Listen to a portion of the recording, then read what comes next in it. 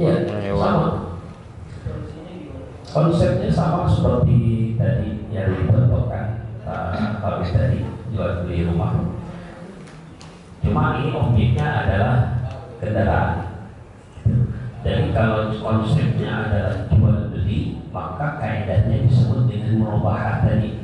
Pihak bank itu dalam hal ini itu menjadi sebagai perantara.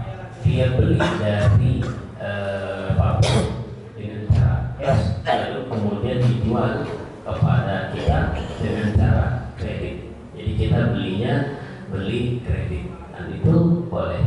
Ya.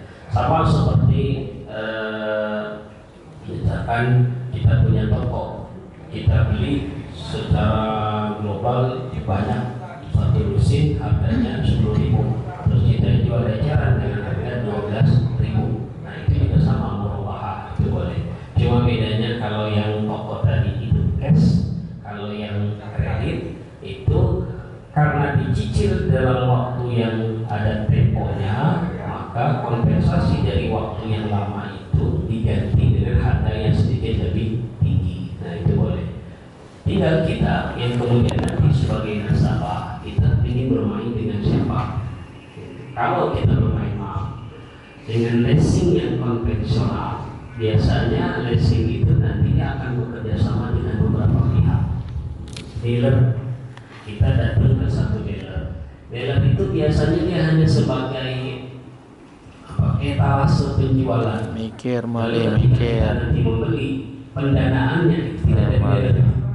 Dia akan bekerja sama dengan pihak lembaga keuangan dalam hal ini leasing. Nah, maka kita perlu tahu kalau kita mau dealer ini bekerja sama dengan leasing yang mana, akad yang terjadi antara leasing dengan dealer ini seperti apa. Kalau mau aman, maka carilah dealer yang bekerja sama dengan lembaga keuangan syariah. Misalkan datang saja ke mungkin kalau yang besar bank syariah. Bank syariah itu juga punya produk untuk jual beli kendaraan. Dia pasti dengan akad seperti yang tadi saya gambarkan. Jadi pihak bank beli ke pabrik, lalu kemudian dijual ke kita dengan cara kredit. Tapi kalau di dealer-dealer yang ada di masyarakat kita, itu biasanya akan berbeda akad sesuai dengan leasing. Nah, leasing itu fokus pada lembaga keuangan. Misalkan saya punya uang, saya bikin satu lembaga keuangan, saya bekerja sama dengan dealer, Pak jualin motor. Nanti Bapak beli ke pabrik, saya yang danain. Kalau ada yang beli ke Bapak, bayarnya ke saya, izin. Nah, akad ini yang harus kita cari tahu. Gitu.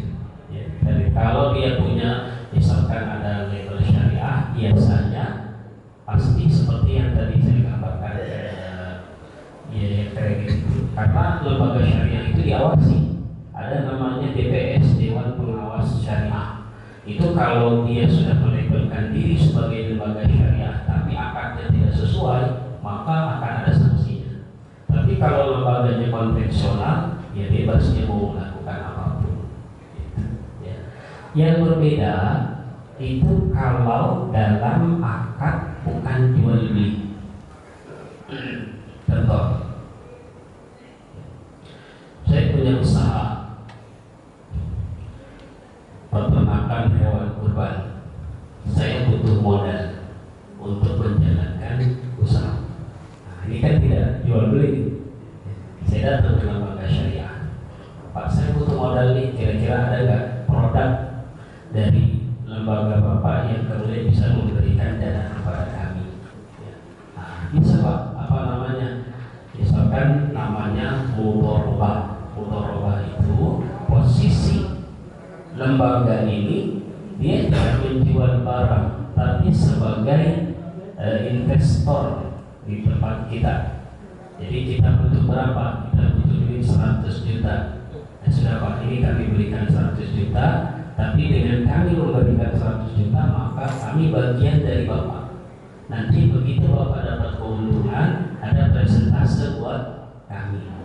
Nah, persentasenya itu kalau digabung nanti sama saja totalnya. Kita pinjamnya 100 juta, pasti kembalikan ternyata jumlahnya 120 juta, ada kelebihan loh.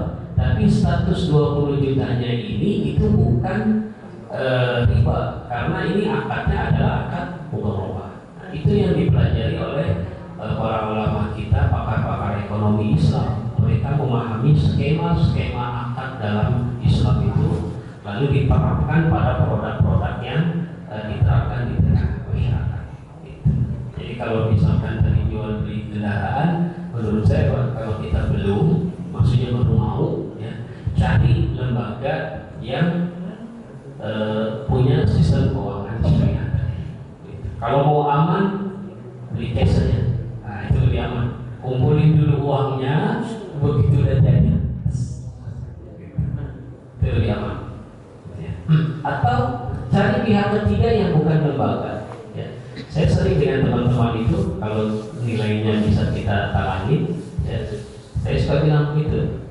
Itu mau beli apa? Mau beli motor, udah daripada ke bank atau lain, ane beliin dan ya, kita datang bareng-bareng ke dealer. Nah, saya beliin dari dealer, saya beli cash. Motor itu milik saya. Sekarang saya jual ke ente, tapi harganya lebih tinggi.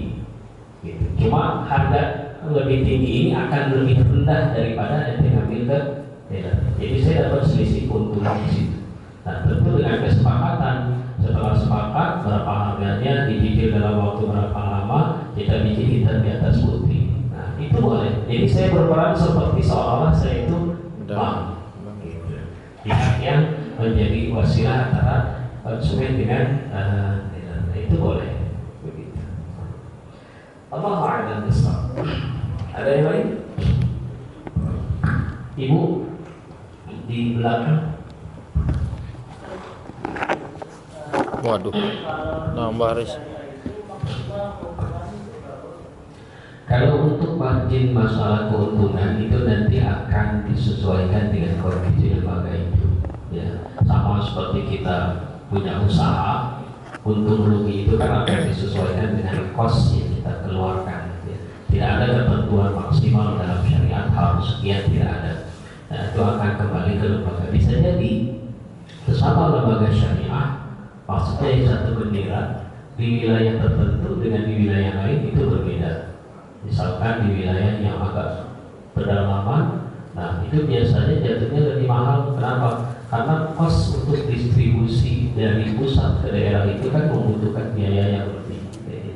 Kadang ada satu lembaga sama, ketika dibandingkan dengan lembaga lain sama-sama syariah ternyata beda. Ya. Ada yang kemudian dengan konvensional, misalkan mohon maaf saya sebut contoh, ada bank yang kita tahu konvensional, bank A, tiba-tiba dia bikin unit syariah, gitu. Sama sebenarnya hitung-hitungannya.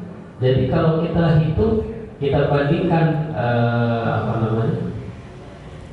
list data plafon itu antara yang konvensional dengan syariah, sama, tidak ada bedanya. Gitu. Yang bedanya apa? Nama akadnya saja. Kalau di sini itu pinjam meminjam, kalau di sini murabahat. Berarti dia punya aturan sesuai dengan kebijakan perusahaan itu. Kalau kita bandingkan dengan bank yang lain, nah, di situ ada perbedaan. Jadi perbedaannya itu disesuaikan dengan kebutuhan cost daripada sebuah perusahaan tersebut. Masih ada yang lain? Pegadian